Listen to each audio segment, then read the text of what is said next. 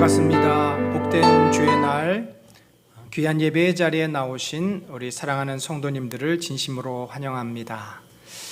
교회에서 그리고 가정에서 우리가 온 마음을 다하여서 하나님을 향해 진정한 살아있는 산제사 예배를 드릴 때 주께서 우리 예배를 받으시고 이 자리에 놀라운 은혜로 가득 채워주실 줄 믿습니다.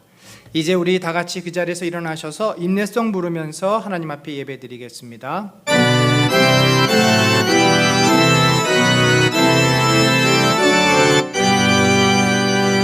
다 찬양하여라 전능왕 창조의 주께 내 원하 주 찬양 영광과 구원의 주께 성도들아 주 앞에 이제 나와 즐겁게 찬양하여라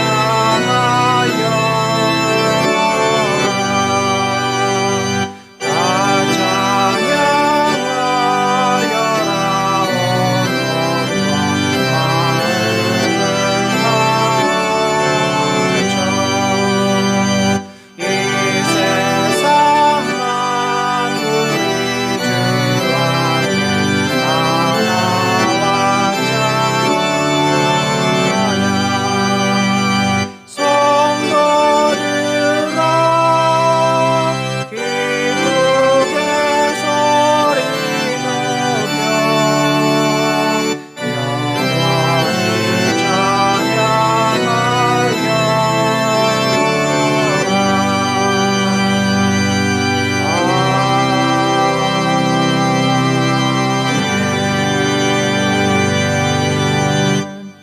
우리 한 주간을 돌아보시면서 주님 앞에 참회 기도 올리겠습니다.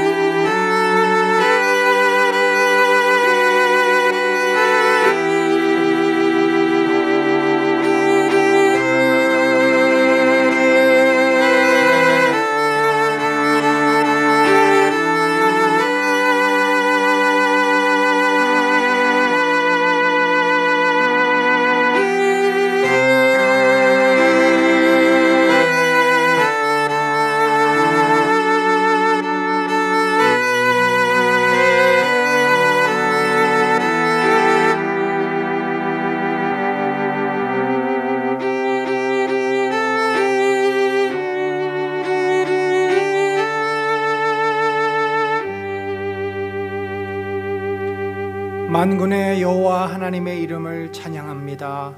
하나님께서는 지금도 이 온 우주 만물을 통치하고 다스리고 계심을 믿습니다. 참으로 저희들은 연약한 죄인들이지만 하나님께서 이 인생을 그 어떠한 것보다 귀하고 존귀하게 창조하셨고 우리로 하여금 잃어버렸고 상실한 하나님의 그 영광의 형상을 회복해 하여 주시니 감사합니다. 우리 안에 그래서 예수 그리스도의 모습이 있습니다. 우리 안에 하나님을 찬양하며 하나님과 교제할 수 있는 영광을 주시니 감사합니다. 오늘 그 하나님을 아버지라 고백하는 귀한 자녀들이 주님 예배 앞에 모여 하나님께 나의 마음과 중심을 고백하고 하나님이 하나님 되신 것을 진심으로 믿고 받으며 또 그로 인해서 우리의 인생이 여호와 하나님 앞에 드려지기를 소망합니다. 저희들은 부족합니다. 연약합니다. 아직도 죄 가운데 있습니다. 그러나 이 예배를 주님 기뻐 받아주심을 감사합니다. 온전히 주님께서 홀로 영광 받아주시고 예배 앞에 나온 주의 귀한 자녀들에게 저희들에게 성령의 능력으로 하나님의 은혜로 충만케 하여 주옵소서. 홀로 영광 받으시고 이 모든 말씀 예수 그리스도의 이름으로 기도드렸습니다. 아멘. 우리 다 같이 사도신경 고백합니다. 나는 전능하신 아버지 하나님 천지의 창조주를 믿습니다. 나는 그의 유일하신 아들 우리 주 예수 그리스도를 믿습니다. 그는 성령으로 잉태되어 동정녀 마리아에게서 나시고 본디오 빌라도에게 고난을 받아 십자가에서 죽으시고 장사된 지 사흘 만에 죽은 자 가운데서 다시 살아나셨으며 하늘에 오르시어 전능하신 아버지 하나님 우편에 앉아 계시다가 거기로부터 살아있는 자와 죽은 자를 심판하러 오십니다. 나는 성령을 믿으며 거룩한 공교회와 성도의 교제와 죄를 용서받는 것과 몸의 부활과 영생을 믿습니다. 아멘. 자리에 앉겠습니다. 우리 다 같이 주님의 이름을 찬양합니다. 나의 기도하는 것보다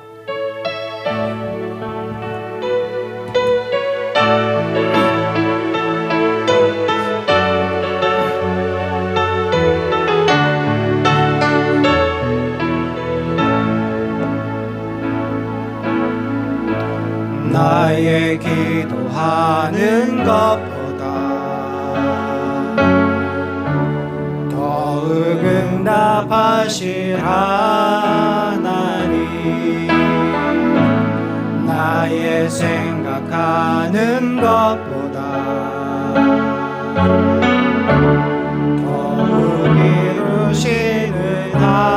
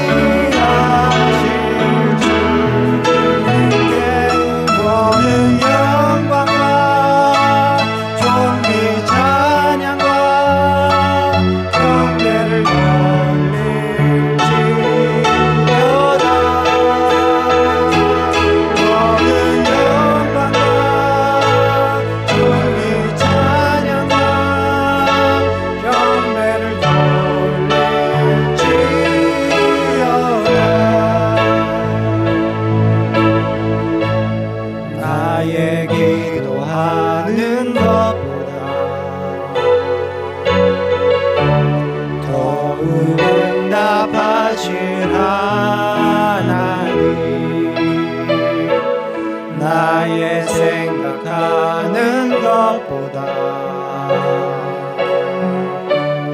더욱 이루시는 하나님,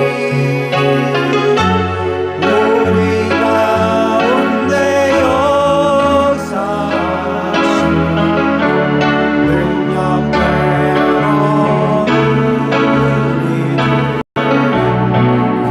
우리를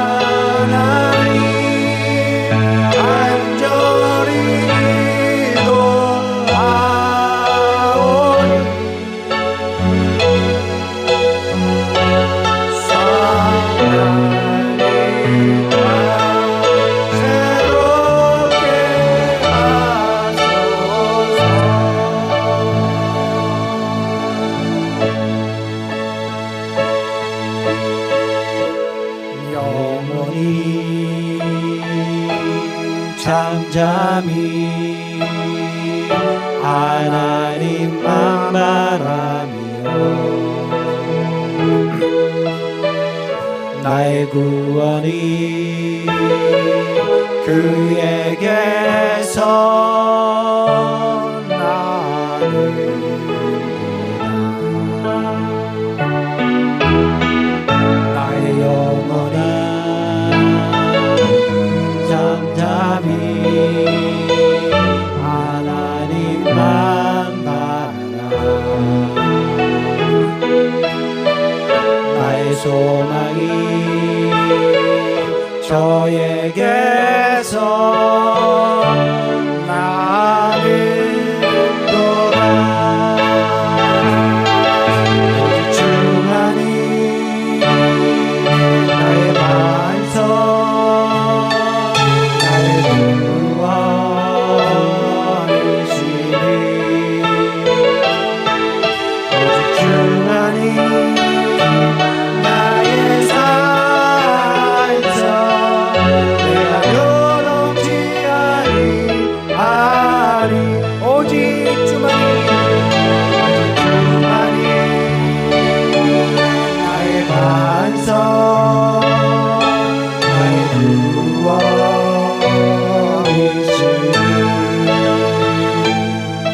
오직 주만이 나의 산성 내가 요동치 아니하리.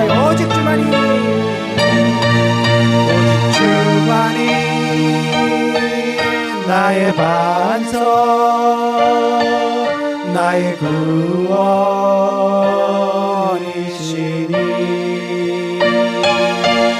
오직 주만이 나의 산성 내가 요동치 아니하리. 오직 주만이 주만이 나의 반석 나의 구원이시니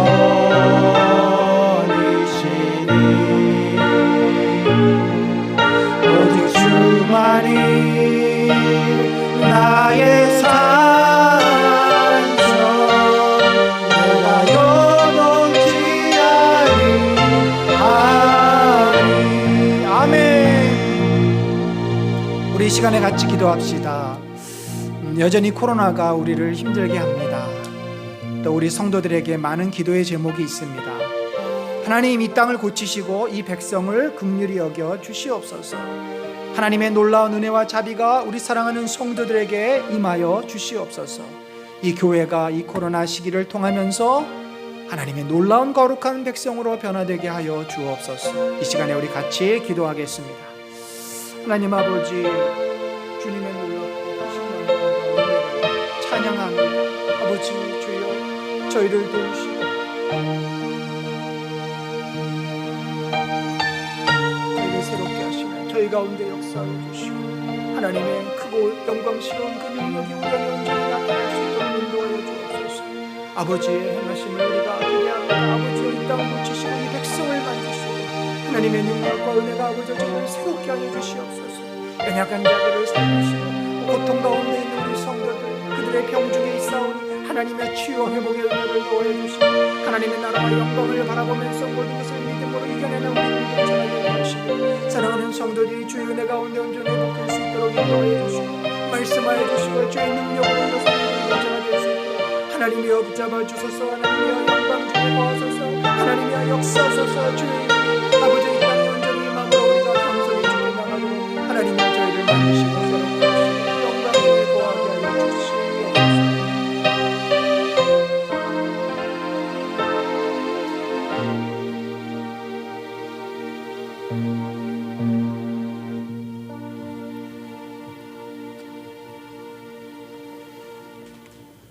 사랑의 주님, 2021년 한 해 반이 지나가고 7월을 맞이해서 교회에서 혹은 가정에서 주님을 사랑하는 마음으로 예배에 참여하게 하심을 감사드립니다. 지하철, 시내버스는 필요할 때마다 잘 이용하고 대중 음식점과 카페와 운동시설도 두려움이나 꺼리낌 없이 이용하면서도 예배의 행위와 교회의 모임이 아직도 자유롭지 못하게 통제되고 있는 현실은 무감각하게 받아들이는 모습에 익숙해져 버린 저희를 보며 주님 앞에 저희의 잘못된 모습을 고백합니다. 주님, 우리가 먼저 두려움을 떨치고 교회에 모이기를 사모하며 힘쓰는 자가 되게 하옵소서. 다시 코로나 대유행이 시작되어 교회에서의 대면 예배가 금지된다는 뉴스를 접하며 안타까움을 금할 수 없습니다.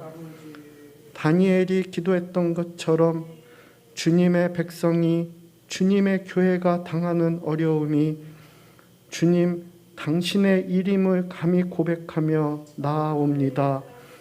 다니엘서 9장 18절 19절의 기도를 다시 눈물로 읽게 됩니다. 하나님, 우리에게 귀 기울여 주옵소서.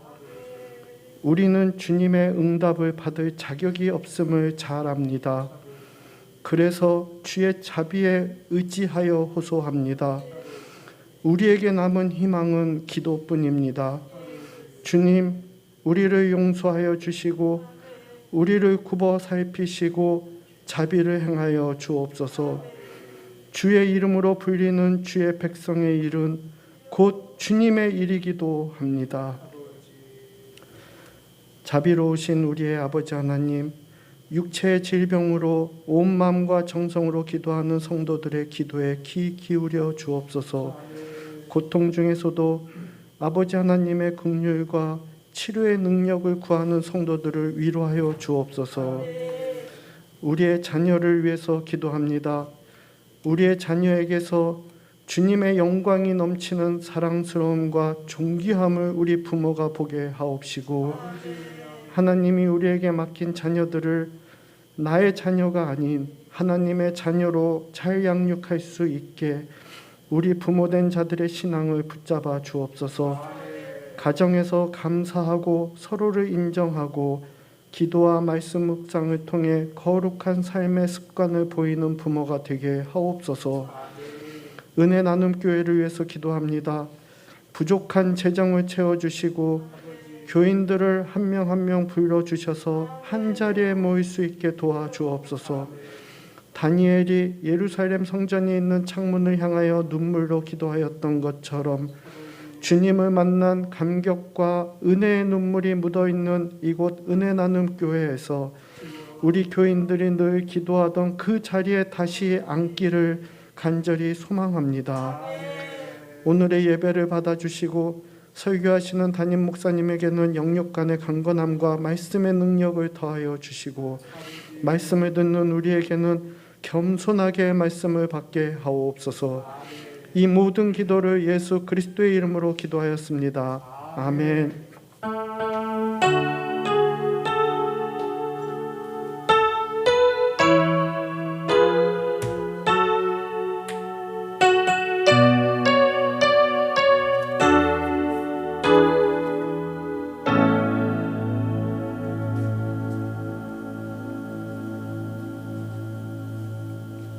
우리 이제 다 같이 하나님 앞에 일어나서 헌금봉헌하겠습니다.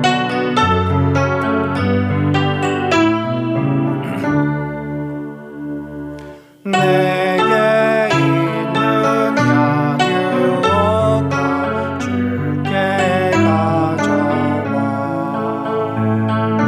그 발 위에 입 맞추고 깨뜨립니다.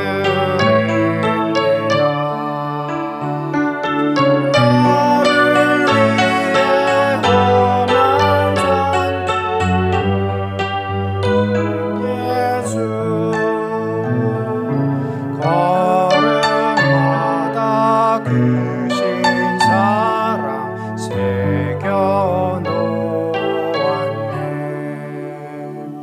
하나님 아버지, 오늘도 저희들에게 여전히 동일한 은혜를 허락하여 주시고 예배의 자리에 나오게 하시니 감사합니다. 하나님의 그 크심과 은혜 앞에 우리의 작은 것 정성을 다해 드렸습니다. 기뻐 받아 주옵소서.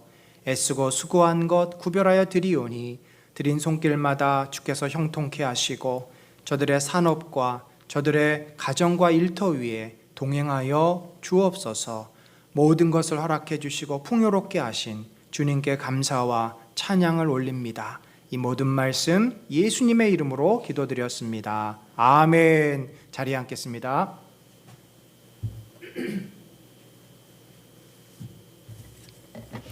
오늘 귀한 예배의 자리에 나오신 우리 사랑하는 성도님들을 진심으로 환영합니다. 교회에서 그리고 가정에서 또 영상으로 예배드리시는 분들 모든 분들에게 하나님의 놀라운 은혜와 축복이 넘치기를 간절히 바랍니다. 참 안타깝게도 저희가 이제 조금씩 교회 예배가 회복이 되어가는 과정이었는데 뜻하지 않게 또 이렇게 대유행이 되면서 갑자기 4단계로 격상이 이제 내일부터 됩니다. 그래서 앞으로 2주간 7월 셋째 주, 넷째 주는 저희가 가정에서 비대면으로 영상으로 예배를 드리도록 하겠습니다.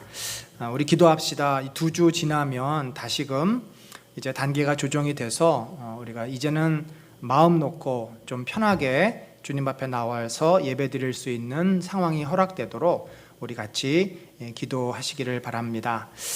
주일학교에서 예수빌리지 신약 2번째 교재를 나눠드리고 있습니다.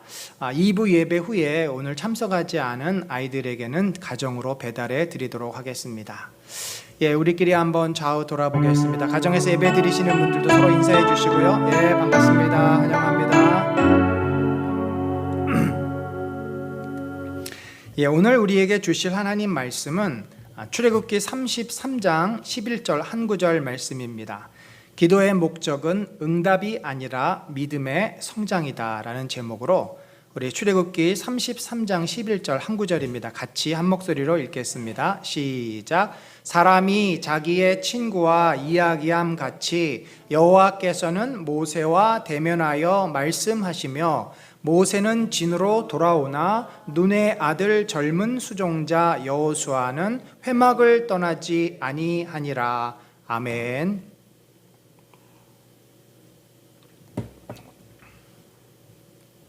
여러분, 우리가 이 코로나 시대를 맞이하면서 신앙생활의 가장 큰 변화는 기도 생활이 우리 삶의 매우 중요한 부분이 되었다는 점입니다. 그만큼 기도의 비중이 많아졌음에도 불구하고 기도를 우리가 정확하게 이해하고 정확하게 알고 하지 않으면 기도는 우리 신앙생활에 별 중요한 역할을 하지 못하게 됩니다. 여러분, 우문이지만 한번 여러분에게 또 질문을 합니다. 여러분은 기도가 무엇이라고 생각을 하십니까? 사실 우리는 일반적으로 기도는 나의 소원을 하나님께 아뢰는 것이다, 간구로 생각을 합니다. 그런데 만약에 하나님께서 내가 간절히 기도했음에도 기도를 응답해 주시지 않을 때 여러분 어떻게 하시겠습니까? 기도를 중단하시겠습니까? 사실 이 기도는요, 우리가 생각하는 것보다 훨씬 신앙생활의 많은 부분과 연결되어 있습니다. 그래서 기도를 단순하게 간구와 응답의 도식으로만 이해해서는 안 됩니다. 기도는 훨씬 더 우리의 신앙을 하나님의 사람으로 이끌어가게 하는 매우 중요한 수단이요, 과정이라고 말씀드리고 싶습니다. 여러분, 따라서 기도를 우리가 제대로 이해하지 못한다면, 기도에 대해서 굉장히 좁은 시각을 갖고 있다면 우리의 신앙생활은 몹시 혼란스러워집니다. 기도도 제대로 못할 뿐더러 신앙생활을 성장하지 못하는 어떤 한계에 봉착하게 됩니다. 우리가 잘 아는 기도의 사람 조지 뮬러는 10,000번 이상의 기도 응답을 받았다고 알려집니다. 우리가 그 조지 뮬러의 그 예화를 근거로 기도를 정의하셔서는 안 됩니다. 여러분, 조지 뮬러가 10,000번의 기도 응답을 받았지만 기도 응답을 받지 못한 경우는 얼마나 될까요? 저는 생각보다 많이 있을 것이라고 그렇게 믿습니다. 사실 그가 기도 응답을 받기 위해서 오랜 시간 60년이 넘는 친구의 구원을 위해서 기다렸던 적도 있습니다. 그러니까 조지 뮬러는 기도만 하면 다 응답을 받은 것이 아니라 그가 얼마나 기도를 많이 했는지 그 가운데 응답받은 것이 10,000번이 넘는다라는 그런 이야기죠. 우리는 좀 더 기도에 대해서 깊은 이해를 하기 원합니다. 그리고 이 기도는 결국 우리를 하나님의 사람으로 변화시키는 매우 소중한 훈련의 과정이 된다는 사실을 통해서 우리가 함께 은혜 받는 시간 되기를 바랍니다. 여러분, 일반적으로 기도에 대해서 가장 쉬운 이해는 바로 기도가 간구라는 것입니다. 우리 어린아이들처럼 초신자 때, 세신자 때 하나님께 무언가를 기도하면 하나님께서 즉각적으로 응답해 주십니다. 우리는 그런 기도 응답을 통해서 하나님의 존재를 확신하게 됩니다. 그리고 기도의 재미가 들려서 기도를 자꾸 하게 됩니다. 여러분들, 우리 아이들이 어린 시절에 엄마 아빠에게 뭘 하겠어요? 엄마 아빠의 마음을 헤아리고 엄마를 배려하고 염려해 주겠습니까? 그건 아이답지 못한 모습이죠. 아이들이 엄마 아빠한테 하는 것은 이거 주세요, 저거 주세요, 이거 사주세요, 저거 해주세요 라는 요구밖에 없습니다. 따라서 우리는 그 아이들의 그 필요를 채워주죠. 부모로서 배고플 때 먹을 것을 주고 아플 때 보살펴주고 아이들의 그 모든 필요를 채워주는 것이 부모의 마음입니다. 성경에도 보면은 예수님이 여리고를 지나가실 때 이 구걸을 하면서 생활을 했던 바디메오가 다윗의 자손이여 나를 불쌍히 여기소서라고 외칩니다. 바로 주님께 간청합니다. 자기의 눈을 뜨게 해달라고.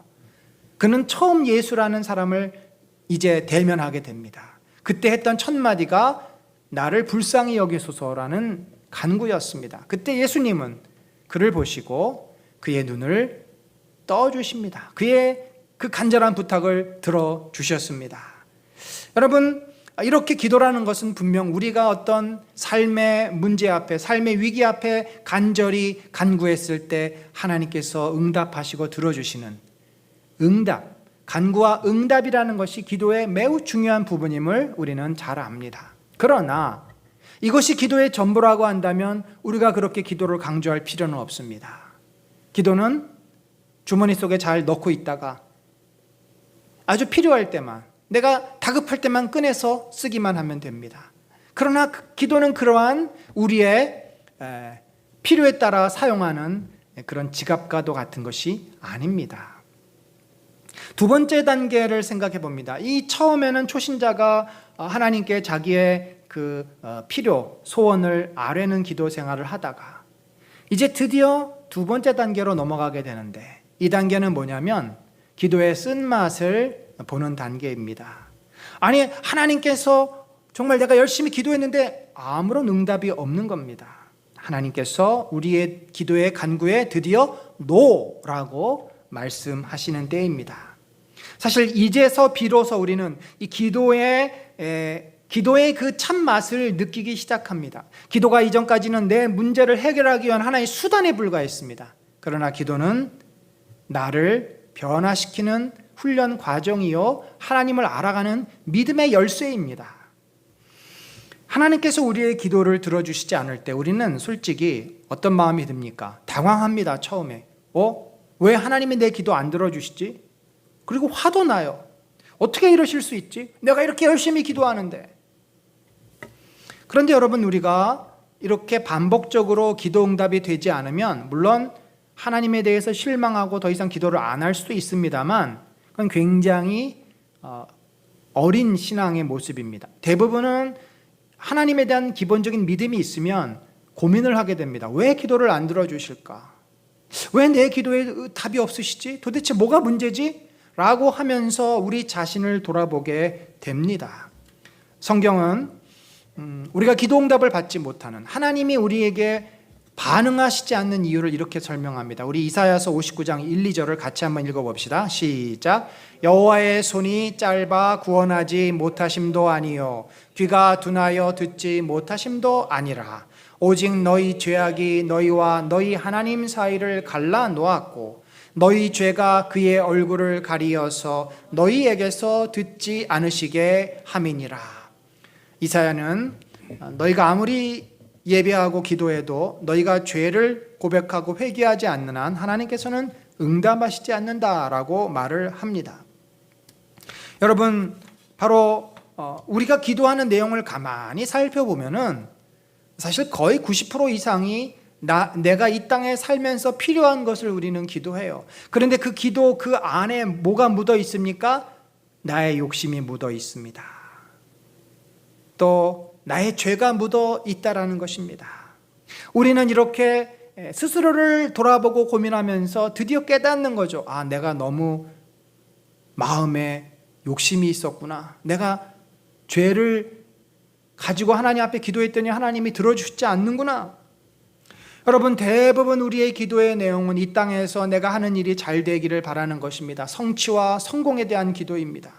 그리고 우리 아이들이 어디 가면은 안전하게 잘 다니기를 기도하고, 특별히 요즘처럼 코로나로부터 보호해 주시기를 기도하지 않습니까?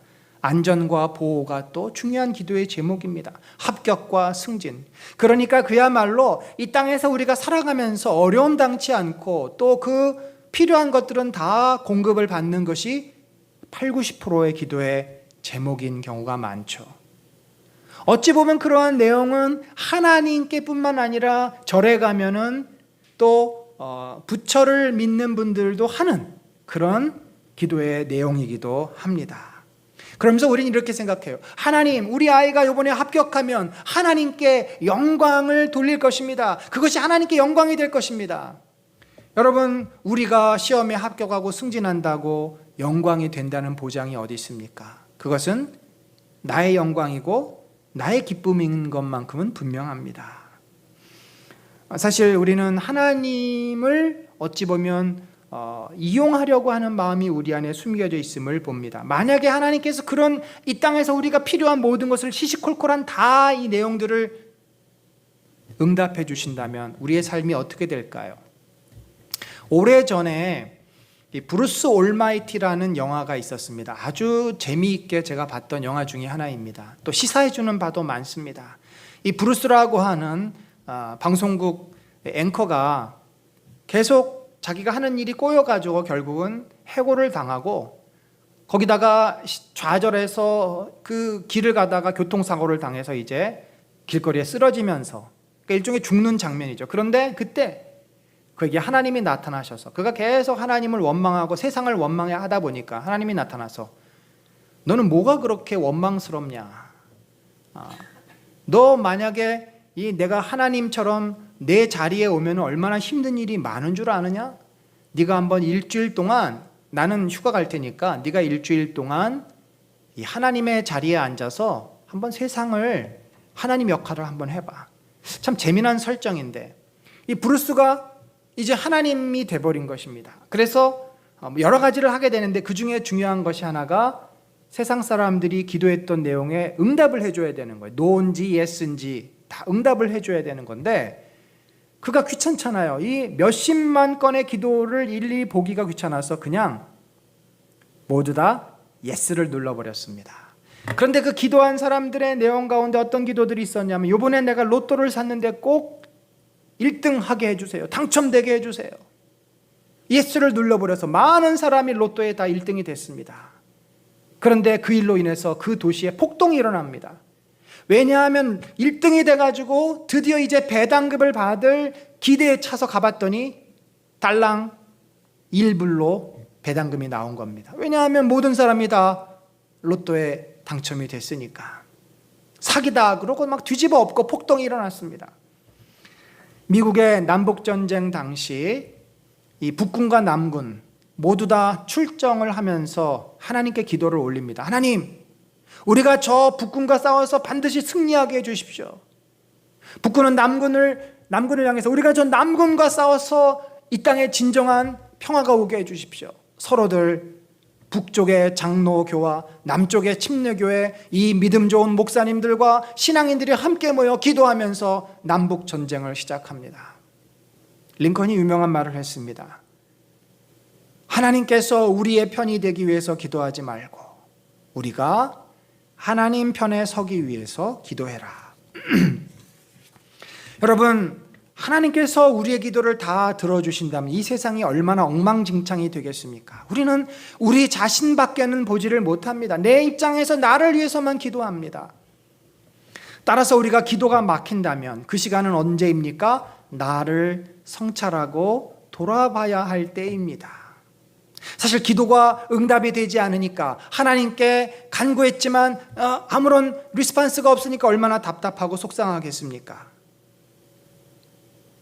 그런데 그렇게 답답하고 속상하다 보니까 나 자신을 내면을 살펴보고 돌아보게 됩니다. 그러다 보면은 내 안에 숨겨져 있는 교만함과 하나님을 함부로 대했던 태도와 나의 욕심과 나의 그 이기적인 마음을 우리는 발견하게 됩니다. 따라서 내가 원하는 것을 응답받지는 못했지만 우리는 자기의 성찰과 그로 인한 내면의 변화라는 놀라운 은혜를 얻게 됩니다. 여러분, 우리는 자연스럽게 이런 과정을 거치면서 기도의 제목이 바뀌어지게 됩니다. 자, 그전에는 이 땅에서의 기도 응답, 이 땅에서의 삶의 필요가 거의 기도의 전부였는데 점차적으로 하나님의 뜻이 이루어지기를. 여러분, 주기도문 우리가 잘 알지 않습니까? 주기도문에 거의 사실 80~90%가 하나님이 기뻐하시는 뜻이 이 땅에 또 우리 내면의 교회에 이루어지기를 원하는 건데 우리는 내 생각과 내 뜻이 이 땅에 또 내 삶에 이루어지기를 기도하죠. 그러니까 주기도문의 기도 내용으로 우리가 점차 바뀌어지게 됩니다.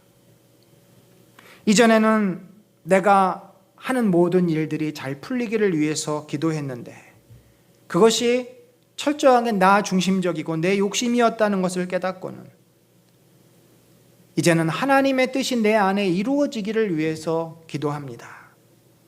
내 안에 여전히 남아있는 물질에 대한 탐심, 성공을 통해서 나를 증명해 보이고 싶은 그 마음들, 그런 마음들을 내려놓고 하나님을 진정으로 하나님으로 고백하게 해달라고 기도합니다. 이 물질에 대한 마음보다 하나님을 더 의지하고 하나님을 진정으로 섬기게 해달라고 기도합니다. 기도의 제목이 삶의 문제에서 내면의 변화와 영적인 성장으로 바뀌게 됩니다. 이렇게 우리가 기도하면서 자신을 객관적으로 보고 자신을 성찰하고 그러면서 그 내 안에 발견한 죄와 연약함과 이런 것들을 가지고 주님 앞에 나가서 기도하게 됩니다. 얼마나 놀라운 기도의 변화입니까? 이런 놀라운 기도의 제목의 변화가 일어남으로써 우리는 영적인 성장과 영적인 변화를 얻게 됩니다. 또 다른 경우가 있어요. 기도를 열심히 했는데 내 욕심으로 구한 것이 아닙니다. 이번에는 하나님의 뜻대로 기도했습니다. 하나님의 나라가 이루어지기를 위해서 기도했습니다. 또 영혼 구원을 위해서 기도했습니다. 교회를 위해서 기도했습니다. 선교를 위해서 기도했습니다. 그런데 하나님께서 기도 응답을 하시지 않습니다. 여러분, 우리가 굉장히 힘들고 어려운 때는 이 기도 제목이 분명히 하나님 뜻이라는 확신, 정당성이 있는데도 하나님이 응답해 주시지 않을 때 우리는 몹시 당황하고 정말 힘들어집니다. 여러분, 사실 우리는 하나님의 뜻을 안다고 그렇게 생각을 합니다. 저도 그랬습니다. 이것이 하나님의 뜻이야. 교회는 이렇게 해야 돼. 교회는 이렇게 되는 것이 주님이 원하시는 길이야. 그런데 우리는 내 생각과 하나님의 뜻을 너무나 자주 혼동하고 내 생각을 하나님의 뜻으로 오해하는 경우가 많습니다. 우리만 그런 게 아니라 성경에도 어떻게 보면 성경에 나와 있는 수많은 하나님의 사람들의 삶이 다 그랬습니다. 그러한 그 잘못된 생각, 오해에서 그들이 벗어나 하나님의 마음을 품고 하나님의 사람으로 변화되는 것이 그들의 인생이었습니다. 여러분, 구약 성경의 선지자의 대명사 그러면 누굽니까? 엘리야죠. 엘리야. 모세와 엘리야, 이게 구약 성경을 말하는 대표 인물들입니다. 엘리야는 바알 선지자 450명, 아세라 선지자 400명을 모아놓고 그들을 일거에 처단하면은 이 땅에, 아합이 통치하는 이 땅의 모든 우상들은 다 사라지고 여호와의 영광이 다시 임할 줄 알았습니다. 그리고 그것은 분명 하나님의 뜻이라는 확신이 있었습니다. 누가 봐도 그렇잖아요. 누가 봐도 하나님의 뜻입니다. 그런데 그가 그렇게 하나님께 기도해서 불이 내려와 이 제단을 사르고 그들을 다 처단했음에도 불구하고 여전히 이세벨의 살기가 등등해서 자기를 잡으려고 이세벨이 지금 혈안이 되어 있는 것을 보면서 그는 깊은 절망과 좌절을 느낍니다. 그리고 하나님 앞에 어떻게 해요? 반항합니다. 하나님, 제가 정말 열심을 다해서 했지만 제 힘으로는 역부족입니다. 더 이상 제 힘으로는 이 땅을 바꿀 수 없습니다. 이 정권을 무너뜨릴 수 없습니다. 이 세상이 하나님의 나라로 바뀌어지지 않습니다. 더 이상 나는 살 의미가 없습니다. 나를 데려가 주십시오. 하나님의 뜻은 엘리야 당시에 아합의 권세가 멸망당하고 그 나라가 하나님의 영광이 회복되는 것이 아니었습니다. 하나님께서는 유다를 통하여서 하나님의 나라를 이어가시기를 원했고, 따라서 그 땅에 이 아합과 그 악한 무리들에 대한 심판은 엘리야에게 주신 것이 아니라 엘리사를 통해서 하사엘을 아람 왕으로 세우고 예후를 이제 이스라엘의 왕으로 세워서 그들로 하여금 그 땅을 심판하시는 것이, 그러니까 하나님께서 역사를 운행하시고 하나님 나라를 세워가시는 그 계획과 섭리는 훨씬 복잡하고 훨씬 광대한 것이었습니다. 감히 엘리야의 눈으로 그 선지자도 다 알 수가 없었어요. 선지자가 사실 대단한 사람이 아닙니다. 하나님께서 보여주신 뜻을 선포하는 게 선지자예요. 엘리야는 스스로를 착각합니다. 자기가 하나님을 다 알았다고 생각했습니다. 하나님은 그에게 나타나실 때도 바위가 깨지고 천지가 진동하는 속에서는 안 나타나셨어요. 그가 상상하는 하나님은 그런 하나님입니다. 심판하시는 하나님, 두려운 하나님. 오히려 엘리야의 하나님은 세미한 음성으로 속삭하듯이 그에게 나타나셨습니다. 그가 알지 못하던 하나님의 모습이었습니다. 여러분, 우리가 우리의 기도를 들어주시지 않는다고 답답하고 낙심하고 원망할 일이 아니라, 도대체 하나님의 뜻이 무엇인가? 하나님은 왜 이 기도를 들어주시지 않고 어떤 일을 이루어 가시려는가? 우리가 더 눈을 크게 뜨고 마음을 열고 하나님의 음성을 들어야 하는 상황입니다. 여러분, 때로는 우리가 그런 과정을 거치면서 하나님의 뜻을 더 발견하기도 하고, 또 하나는 뭐가 있냐면 하나님께서 우리의 기도를 응답해 주시지 않을 때는 더 좋은 것을 주시기 위해서이기도 합니다. 수가성 여인이 예수님을 만나서 생수에 대한 이야기를 듣습니다. 내가 영원히 목마르지 않는 생수를 너희에게 주리라. 그 여인은 문자 그대로 받아들이고, 그런 게 어디 있어요? 그럼 저에게도 주십시오라고 요청했습니다만, 얼마나 순전하고 순수하고 솔직한 요청입니까? 그런 물이 있으면은 정말 저도 먹고 싶습니다. 그러면 예수님이 어디서 물 한 병 가져와서 주실 것만도 같은데, 예수님은 그 간구에, 그 마음에 응답하시지 않습니다. 그러니까 물을 길르러 온 여인에게 물을 주시지는 않았다는 이야기죠. 그 여인의 필요를 채워주시지는 않았습니다. 대신 무엇을 주셨습니까? 바로 자신이 메시아이심을 깨닫게 하셔서 영원한 구원을 이 수가성 여인에게 허락해 주셨습니다. 바울은 몸에 약한 가시가 있었습니다. 우리가 소위 말하는 고질병, 우리 각자가 고질병이라는 게 있습니다. 만성화된 병이 있어요. 잘 낫지 않는 병. 현대인들도 마찬가지입니다. 생명과는 직결되어 있지 않지만 평생 살아가면서 이것 때문에 힘들어야 되는 아주 고질병들이 있습니다. 잘 낫지 않는, 주로 면역질환 병들이 대부분 그런 거 아니겠습니까? 바울이 어떤 병을 앓았는지 우리는 알 수 없지만 이것을 낫기 위해서 3번이나 기도했다. 3번은 완전수입니다. 그러니까 하나님 앞에 그도 계속 간구한 것이에요. 계속 기도한 것입니다. 그런데 하나님께서 그에게 응답하셨습니다. 드디어 응답하셨는데 온 세상에 완전한 노를 말씀하신 겁니다. 내 은혜가 내게 족하다. 더 이상 나에게 기도하지 말아라. 그냥 그 병은 네가 몸에 달고 살아야 된다. 네가 그 병 때문에 괴로운 거 안다. 네가 그 병 때문에 고통스러운 것도 안다. 그러나 그것은 네가 견뎌야 한다.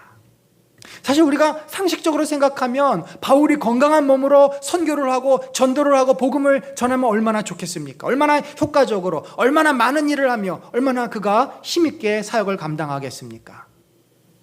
우리가 이해할 수 없죠. 아니, 어떻게 몸의 질병을 가지고 사역하는 게 하나님 뜻입니까? 우리는 정말 이해할 수가 없습니다. 그런데 하나님께서는 그에게 깨닫게 하셨습니다. 바울이 지혜로운 자입니다. 기도하다가 하나님이 왜 노하셨지? 그가 드디어 안 것입니다. 내가 3층 전도 보았고, 그러니까 바울이 영적으로 굉장히 깊은 체험을 합니다. 하나님의 영광도 보았고, 너무나 영적으로 뿐만 아니라 사실 바울이 부족한 것이 없는 사람, 완벽한 사람입니다. 그 당시에 신약 성경 아직 완성되지 않았던 때니까 구약 성경을 다 그 사람이 꿰고 알고 예수 그리스도를 만난 시각에서 모든 성경을 재해석할 만큼, 모든 당시의 위대한 유대 학자들과 토론해서 그들을 압도할 만큼 학식이 뛰어난 자요, 열정이 있는 자요, 구원의 능력을 아는 자요, 예수 그리스도와 동행하는 자입니다. 감히 이 대바울 앞에 누가 무슨 말을 하겠습니까? 한마디로 자신이 하나님이 될 수 있는 사람 중에 가장 강력한 사람이 바울입니다. 하나님은 그것을 아셨습니다. 바울은 깨닫습니다. 그렇지, 내가 연약한 죄인이지. 내가 만약에 이 육신의 질병도 없었더라면 내가 얼마나 교만해졌을까? 내가 얼마나 예수 그리스도를 온전히 신뢰하지 못하고 내 힘으로 살았을까? 그래서 바울은 고백합니다. 내가 약할 때, 내가 정말 아무것도 아니라고 인정할 때, 내가 정말 고통스러워서 하나님 앞에 은혜를 구할 때, 그때 나에게 예수 그리스도의 능력이 나타난다. 나의 나된 것은 바로 예수 그리스도의 은혜다라고 그가 고백을 합니다. 그가 이런 경험을 하기 때문에 이제는 내가 산 것이 아니요 내 안에 예수 그리스도를 믿는 믿음으로 살았다라는 고백을 할 수 있지 않았겠습니까? 여러분, 이것이 바울을 향한 하나님의 뜻이고, 우리가 인간적으로는 다 이해가 안 되더라도 그것이 그에게는 하나님의 놀라운 축복이요 은혜였습니다.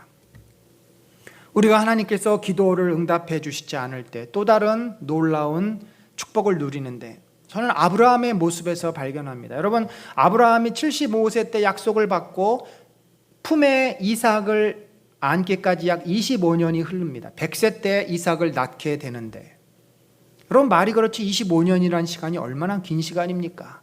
그 사이에 그가 답답하니까 기도합니다. 하나님, 우리 집안에 있는 종 가운데, 제가 기른 종 가운데 엘리에셀이라고 하는 아주 똘똘하고 아주 내 아들 삼고 싶은 녀석이 있는데 저를 하나님의 후사로 세우시겠습니까? 어떻습니까? 라고 기도하면서, 여러분, 우리가 아브라함과 하나님이 성경에 보면 이렇게 차 마시면서 대화하는 것처럼 그렇게 기록이 되어 있지만 사실 그것은 다 기도입니다. 아브라함이 기도하는 가운데 하나님하고 그렇게 소통하는 거예요. 기도의 내용을 다 기록한 것입니다. 그러자 하나님께서 그에게 응답하십니다. 아니다, 내 몸에서 네가 직접 낳아야 할 자다. 양자로 드릴 자가 아니다. 그러자 그가 시간이 또 얼마 흘러서 사라가 이제는 더 이상 못 기다리고 자기의 몸종 하가를 통해서 이스마엘을 줍니다. 하나님, 이제 이 이스마엘이 제가 낳은 아들이니까 이가 후사가 되겠죠? 아니다, 내 몸을 통해서 내 부인 사라가 낳을 아들이 내 후사가 될 것이다. 그는 속으로 생각했을 것입니다. 아니, 하나님, 그게 말이 됩니까? 그건 불가능한 일이잖아요. 저 여인은 더 이상 아이를 낳을 수 없습니다. 그러나 놀랍게도 사라도 코웃음을 쳤고 아브라함도 의심을 했지만 1년 뒤에 사라의 몸에서 이삭이 태어나옵니다. 이 25년의 하나님의 기다리게 하심을 통해서 아브라함이 어떻게 변합니까? 자신의 인간적인 생각, 합리적인 판단, 삶에서의 경험들을 뛰어넘는 하나님의 놀라우신 능력과 하나님의 크심과 하나님의 역사하심을 그가 온 몸으로, 온 삶으로 경험을 합니다. 아브라함이 진정한 믿음을 갖기까지는 이러한 기도의 여정, 시험의 시간이 필요했던 것입니다. 여러분, 그래서 우리는 기도 응답이 되지 않는다고 좌절할 필요가 없어요. 기도 응답이 되지 않는 것은 그 시간 동안 우리에게 변화와 훈련이 필요한 시간이기 때문에 그렇습니다. 그래서 우리는 지속적으로 기도하면서 계속 나 자신을 성찰하고 돌아봐야 됩니다. 그러는 과정 속에서 우리는 내가 걸어가려고 했던 나의 인생길에서 이제는 조금씩 방향을 틀어서 주님이 이끄시는, 주님의 원하시는 그런 생명의 길로 우리가 진로를 바꾸게 됩니다. 우리는 사람들이 많이 가고 편하고 넓은 곳으로 나가려고 하지만 하나님은 자꾸 우리를 사람들이 가지 않는 것, 좁은 길, 힘든 길로 자꾸 인도를 하십니다. 그런데 우리가 언제 그 길로 가게 됩니까? 이 길로 가는 것이 다 막히고 하나님 뜻이 아니라는 확신이 들 때, 그제서야 두렵지만, 어떠한 보장도 받을 수 없지만, 어떠한 예측도 할 수 없지만 그 좁은 길, 힘든 길로 가는 겁니다. 그런데 가다 보니까 놀랍게도 길이 없을 것 같은데 길이 열리고, 힘들고 괴로워서 포기할 것 같은데 너무나 감사와 기쁨이 넘치는 그러한 삶을 살게 됩니다. 이것이 계속 기도의 응답이 거부되는 과정 속에서 우리가 경험하는 일 아닙니까? 우리는 기도를 통해 무엇을 얻습니까? 믿음이 없고 인간적인 계산과 생각을 하던 내가 바뀌는 거죠. 기도 생활을 통해서 믿음의 사람으로 바뀝니다. 하나님을 더 신뢰하게 됩니다. 그리고 세상의 가치대로 살았던 내가 이제는 그 세상의 가치 내려놓고 하나님의 거룩한 백성으로 변합니다. 하나님의 마음을 품게 됩니다. 하나님의 자녀로 성장하게 됩니다. 이것이 기도의 여정 속에서 얻게 되는 축복 아닙니까? 우리는 기도 생활을 통해 하나님을 진실하게 믿고 의지하는 하나님의 백성이 됩니다. 사실 저는 이 아브라함의 이 기도의 여정을 보면서 이 기도의 매우 중요한 원리 하나를 발견합니다. 결국 여러분, 오늘 제가 설교의 제목으로 삼은 것이죠. 기도는 단순히 간구와 응답이라는 도식이 아니라, 기도의 내용 가운데 그것이 들어있지만 기도의 핵심, 기도의 진정한 정의는 하나님을 더욱 신뢰해가는 과정이 기도다.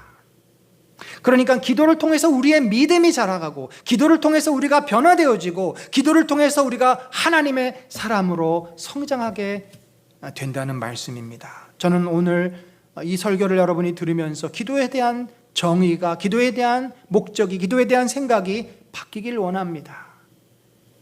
그럴 때 우리의 기도 생활이 더 풍성해지고 기도 생활이 더 힘이 있어지지 않겠습니까?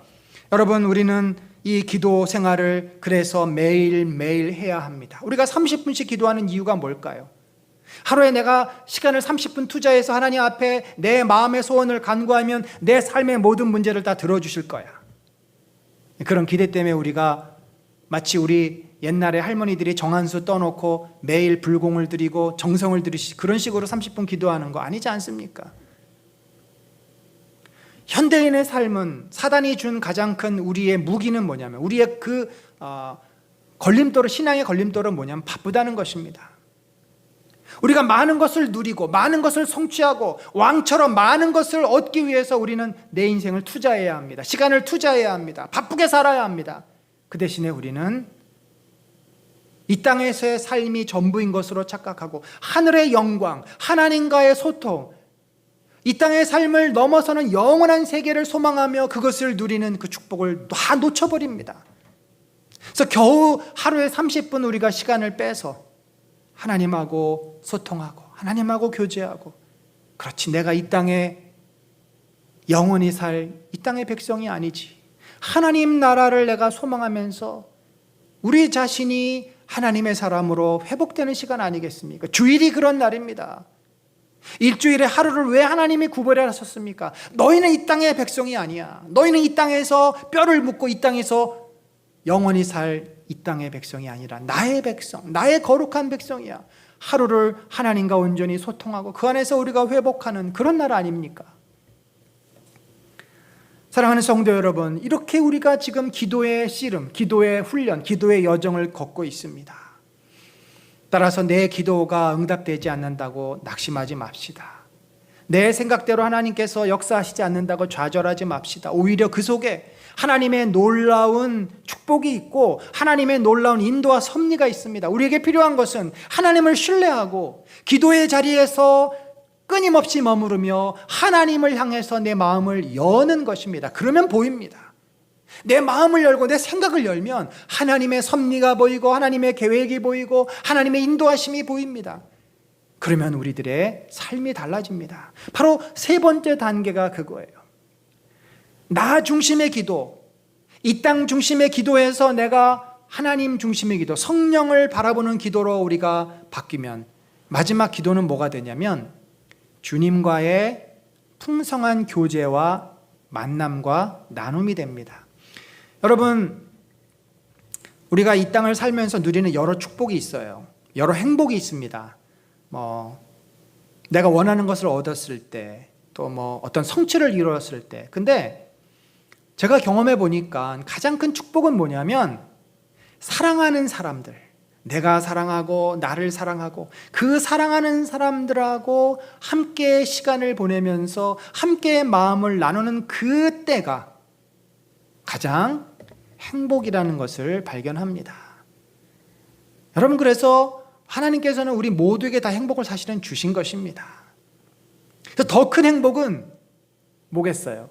그 하나님과의 진정한 교제와 만남을 사랑하는 사람들하고 같이 할 때, 그래서 교회 공동체가 소중한 것입니다. 그래서 가족이 한 신앙으로 연결되는 것이 소중한 것입니다. 우리가 가족이 함께 하나님 안에서 기도하고 교제하고 하나님에 대한 마음을 나누면 얼마나 그 시간이 풍성하고 복된 시간입니까? 우리가 공동체가 함께 모여 예배하고 말씀을 나누고 서로 중보하고 서로 격려하면 이 공동체가 얼마나 이 현대 산업 사회를 살아가는 우리들에게 생명과도 같은 오아시스와도 같은 그런 곳이 되지 않겠습니까? 모세는 오늘 본문에서 어떻게 했습니까? 하나님과 놀랍게도 친구처럼 얘기했다고 되어 있습니다. 대면하여 이야기했다. 이 다바르라는 말은 단순히 말만이 아니라 여러 사건, 여러 어떤 하나님의 계획, 섭리 이런 것까지 연결되는 것입니다. 그러니까 모세는 하나님과 나와서 자기가 필요한 건 하나님, 지금 이스라엘 백성이 나를 이렇게 힘들게 합니다. 이게 필요합니다. 그런 게 아니라 하나님과 하나님의 구원의 섭리에 대해서 소통하고 대화하고 나눈 것입니다. 놀랍게도 여러분, 이 장면이 신약에도 나타나요. 어디서 나타나죠? 예수님께서 변화산에서 누구랑 만나셨습니까? 모세와 엘리야. 그때는 엘리야를 하나님께서 불러주시고 껴주셨습니다. 속상해서 하나님 내 뜻대로 안 된다고 그렇게 하나님 앞에 막 개기면서 저항하던 엘리야를 왜 내가 그때 너에게 네가 원하는 대로 해주지 않았는지에 대해서 메시아이신 예수님과 함께 대화하는 그 시간을 통해 그가 깨닫지 않았겠습니까? 물론 그 전에 알았겠지만 예수님과도 모세가 대화합니다. 모세는 그렇게 하나님의 이 놀라운 구원하심에 대해서 듣고 질문하고 이야기하고, 그 시간은 어떤 뭔가를 구하고 요구하고 그런 시간이 아니라 그냥 그의 인생에 대해서, 그의 삶에 대해서, 이스라엘 백성에 대해서, 하나님 나라에 대해서 함께 마음을 나누며 함께 대화하는 그런 시간입니다. 여러분, 우리가 기도의 목표는 하나님과 동행하며 하나님과 교제하고 하나님과 삶을 나누는 것이 기도의 축복이요, 기도의 목적입니다. 물론 그렇게 대화하는 가운데 자연스럽게 우리의 마음의 어떤 소원을 하나님께 아뢰지 않겠습니까? 하나님이 그 문제에 대해서 이야기하시지 않겠습니까? 기도는 한마디로 하나님과 대화하며 교제하며 함께하는 가장 행복하고 복된 시간입니다. 여러분, 기도의 중심은 간구와 응답에 있지 않습니다. 기도의 중심은 하나님을 알아감과 하나님을 경험함과 하나님과 교제함과 하나님의 은혜 가운데 머무는 것이 기도의 핵심이고 기도의 중심입니다. 따라서 초대교회 때부터 사막의 영성가들, 중세시대에 이 수도원 운동을 했던 수많은 기도의 영성가들이 했던 것이 결국은 무엇입니까? 그 사회를 변화시키기 위한 중보의 기도로부터 시작했지만 결국 그들은 각자의 기도의 자리에서 영원한 하나님 나라를 소망하며 주님과 교제하다가 그렇게 주님 앞에 그들이 돌아갑니다. 사랑하는 성도 여러분, 분명 우리가 이 땅을 살면서 너무나 필요한 것들이 많습니다. 우리 몸이 아플 때 건강을 위해서 기도해야 하고, 우리가 살아갈 때 어떤 문제와 위기에 봉착했을 때 그것을 돌파하도록 기도해야 합니다. 그것을 하지 말라는 것이 아닙니다. 중요한 것은 우리의 삶의 필요는 우리의 삶의 일부분입니다. 여러분, 24시간 내 문제만 해결하기 위해서 삽니까? 그러면 그 인생이 얼마나 피곤하고 지치겠습니까? 우리가 일도 하지만 가정에 돌아와서 사랑하는 가족들하고 같이 밥 먹고 교제하고 대화하고 같은 시간을 보내지 않습니까?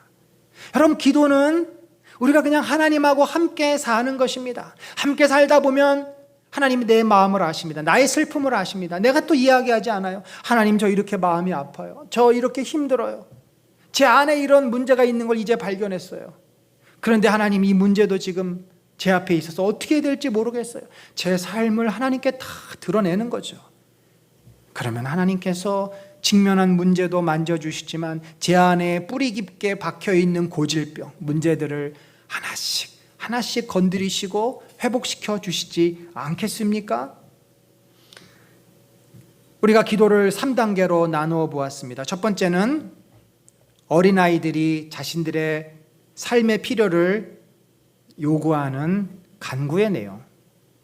두 번째는 우리 아이들의 청소년 시절을 생각해 봅시다. 아이들이 엄마한테, 아빠한테 이거 사달라 저거 사달라 요구합니다. 아빠, 요번에 나이키에서 한정판으로 30만 원짜리 100컬레밖에 없는 거 나왔어. 나 그거 사줘. 나 꼭 갖고 싶어. 여러분, 아이들이 원한다고 다 사준다면 우리 아이들이 어떻게 될까요? 아이들의 인격을 망치는 일입니다. 돈이 있더라도. 돈의 문제가 아닙니다.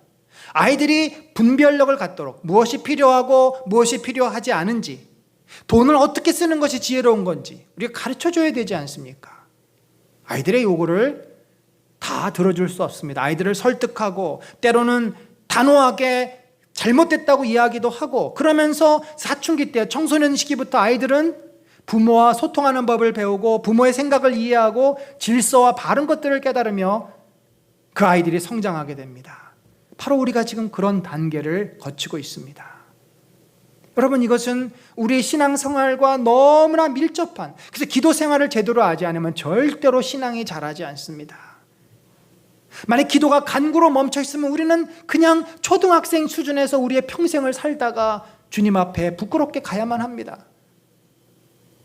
그러다가 성인이 되었습니다. 이제 아이들이 자기의 직장을 갖고 결혼도 했습니다. 그런 아이들이 가정까지 갖고 결혼까지 하고 이제 직장까지 갖는 아이들이 엄마, 나 이것 좀 사줘, 나 이거 필요해, 이것 좀 해결해줘 라고 한다면 그 아이들이 건강하게 자란 겁니까? 오히려 아이들이 와서 엄마를 걱정합니다. 엄마를 염려합니다. 아빠와 대화합니다. 자기들의 삶의 문제를 고민하고 나누면서 서로를 격려하고, 또 그들에게 문제가 있으면 부모 입장에서 도와줄 것을 또 같이 의논합니다. 이제는 서로 어찌 보면은 가족으로서 서로 대화하고 서로 함께하는 그런 관계가 되었습니다. 여러분, 기도는요, 단순히 우리가 하나님께 어떤 우리의 소원을 아뢰기 위한 그런 수단, 어떤 연락 루트가 아니에요. 기도라고 하는 것은 대화인데, 대화가 무엇으로 그 대화의 가치가 결정됩니까? 대화의 내용 아닙니까? 가족끼리도 서로 뭐 이거 해달라 저거 해달라는 것밖에 말하지 않는 가족은 가족입니까? 그게? 삶의 모든 것들을 나누고 서로 격려하고 이해하고 품어주고, 그런 소통에, 진정한 소통이 있는 대화가 살아있는 대화 아니겠습니까? 제가 기도 생활을 이제 이 말씀을 준비하면서 돌아봤을 때 사실 저도 2004년도에 그 안식년을 갖기 전까지는 거의 저와 저희 가족을 위한 간구가 절반, 우리 성도들을 위한 간구가 절반, 그러니까 거의 기도의 90% 이상이 간구하는 기도를 했습니다. 근데 안식년을 갔다 와서 이제 제 자신을 좀 돌아보게 되고, 그때부터 내면을 성찰하는 기도를 하면서 개척을 한 이후로는 더욱더, 개척을 하고 나서 하나님의 교회를 세우기 위해서 열심히 기도하고 새벽 기도하고 하지만 하나님이 들어주지 않는 거예요. 전도도 잘 되지 않습니다. 교회에 온 성도들의 신앙이 잘 자라지 않습니다. 사실 하나님께서 기도응답을 들어주신 것도 있지만 들어주시지 않은 게 훨씬 더 많습니다. 기도의 쓴맛을 보면서 무엇이 변화되고 무엇이 바뀌었습니까? 바로 제가 변화되고 제가 바뀝니다. 한 영혼이 성장한다는 것은 그렇게 기도한다고 성경 말씀 또 듣고 공부한다고 금방 이루어지는 것이 아니라, 그 영혼을 향한 끊임없는 눈물과 그 영혼을 끝까지 견디고 참는 인내와 하나님의 긍휼하심이 있어야만 한 영혼이 변화된다는 사실을 깨닫게 됩니다. 제 안에 가지고 있었던 얼마나 옹졸하고 교만하고 좁다란 생각들, 이것이 하나님 뜻이야, 이렇게 교회는 해야 돼, 그 모든 것들이 여지없이 무너집니다. 바로 이 두 번째 단계는 어찌 보면 저에게 가장 축복된, 제 닫혀진 영적인 눈을 열어주고 제 고정된 틀을 깨트려버리고 하나님의 뜻과 하나님의 생각과 하나님의 마음을 알게 되었던 그런 복된 시기였습니다. 그러니까 기도의 시간은 곧 저를 하나님의 사람으로 훈련하고 변화시켜준 영적 성장의 기간이었다. 이제는 제가 그렇게 기도합니다. 모든 틀을 다 내려놓고 모든 생각을 다 내려놓고 하나님 앞에 잠잠히 머무르면서 하나님의 말씀하심 앞에 민감히 반응하기를 원합니다. 하나님의 임재 앞에 제가 젖어들기를 원합니다. 주님께서 깨닫게 하실 때 깨달을 수 있는 눈과 귀를 열어주시고 주님께서 이끄실 때 그 인도를 따라갈 수 있는 영적인 민감함을 허락하여 주옵소서. 매일매일 성찰 기도와 또 주님과 소통하는 기도를 통해서 주님의 마음을 더 많이 품고 주님의 눈으로 더 많이 세상을 바라보고 주님의 마음으로 사람들을 대할 수 있게 하여 주옵소서.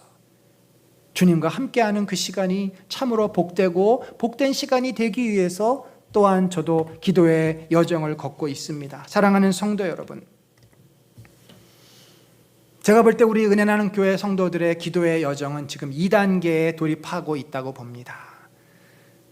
하나님께서 우리가 간구한다고 다 들어주시지 않습니다. 그렇다고 우리가 기도를 포기하겠습니까? 아닙니다. 기도의 목적은 나의 간구의 응답이 아닙니다. 우리는 하나님 앞에 끊임없이 기도하면서 매일 30분씩 이상 기도하면서 우리의 어두워진 눈이 열리고 우리의 닫혀진 마음이 더 활짝 열리고 전혀 나 자신에 대해서 성찰하지 못했던 나의 어두운 눈이 열려서 나를 보고 나를 훨씬 하나님 앞에 열어놓음으로써 우리 스스로를 하나님의 사람으로 성장하도록 이끄는 매우 귀하고 소중한 시간이 바로 기도의 시간입니다. 여러분, 기도를 통해서 주님의 임재를 경험하십시다. 주님과 소통하고 교제하고 주님의 마음을 알아가고 그 뜻을 깨닫고 또 반면에 나 자신이 더 하나님 안에서 회복되고 치유되고 온전해지는 시간, 그 시간이 기도의 시간 아니겠습니까? 그러는 과정 속에 분명히 주님이 우리의 아픔도 아십니다. 우리의 상처도 보십니다. 우리의 간구의 내용도 다 아십니다. 주께서 반드시 때가 되면 응답하십니다. 때가 되면 하나님의 방법으로 이루어 가십니다. 그것이 우리의 믿음이요 신뢰 아닙니까? 우리는 기도를 통해서 하나님을 더욱 알고 믿고 의지하게 됩니다. 우리가 하나님 앞에 가는 그날까지 기도는 우리의 생명이요 호흡입니다. 기도하는 동안 주님을 더 알아가고 주님을 더 경험하는 그런 믿음의 사람, 믿음의 복된 공동체가 되시기를 예수 그리스도의 이름으로 간절히 축원합니다. 우리 시간에 한번 기도합시다. 주님, 제가 이 기도 생활을 소홀하게 여기지 않게 하시고 기도를 통해서 저의 소원을 간구한 것으로 끝나지 않기를 원합니다. 기도를 통해서 제 눈이 열리고 마음이 열려서 하나님을 더 깊게 알아가고 제 자신의 어두운 면이 드러나서 진정으로 주님 안에 변화되는 그런 복된 성령의 충만한 시간이 되도록 인도하여 주옵소서. 우리 같이 기도합니다. 하나님 아버지, 우리 사랑하는 성도들의 삶에 기도의 능력, 기도의 은혜가 임하기를 원합니다. 우리의 눈을 열어주시고 우리의 마음을 열어주시고 우리의 시각이 바뀌어서 하나님을 찬양하며 하나님을 경외하며 하나님을 온전히 만나는 귀하고 복된 시간 되게 하여 주옵소서. 저희의 어리석음을 용서하여 주시고 하나님의 은혜가 우리 앞에 더 가까이 나아가기를 원합니다. 하나님을 향한 그 뜨거움이 아버지 기도의 시간 속에 우리 성도들의 삶을 나타나게 하시고 하나님께 온전히 영광과 찬송을 올려드리는 주의 백성 되도록 인도하여 주시옵소서. 아버지여, 우리의 기도를 들으시고 우리 가운데 함께 하시며 역사하여 주시옵소서. 지금은 우리 구주 예수 그리스도의 놀라우신 은혜와 하나님 아버지의 무한하신 사랑과 성령님의 감화, 감동, 교통하심이 참으로 기도의 놀라운 축복과 은혜를 깨달아 기도의 자리, 기도의 시간을 갖기 간절히 소망하고 그 기도의 시간을 통해 하나님의 사람으로 변화되며 하나님을 더욱 신뢰하는 믿음의 사람이 되기를 소망하는 심령 위에 지금부터 영원까지 함께 하실지어다. 아멘.